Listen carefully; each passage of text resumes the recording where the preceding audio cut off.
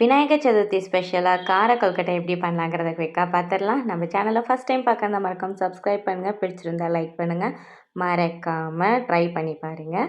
எந்த அரிசி மாவு வேணால் எடுத்துக்கோங்க, இல்லை கொழுக்கட்டை மாவு எடுத்துக்கோங்க, இல்லைனா இடியப்ப மாவு கூட எடுத்துக்கோங்க. அதில் உப்பு சேர்த்து நல்லா கொதிக்கிற தண்ணியில் கொஞ்சோண்டு நெய்யை விட்டு நம்ம எப்படி இடியப்பத்துக்கு கொஞ்சம் கொஞ்சமாக சேர்த்து நம்ம பதத்துக்கு கொண்டு வருவோமோ அந்த மாதிரி உருண்டையை ஓரளவுக்கு திரட்டி கொண்டு வந்துட்டு ஒரு 10 நிமிஷம் மூடி வச்சுருங்க. அதுக்கப்புறம் 2 டேபிள் ஸ்பூன் அளவுக்கு நெய் விட்டு நல்லா உருண்டை போட்டு வச்சுக்கோங்க.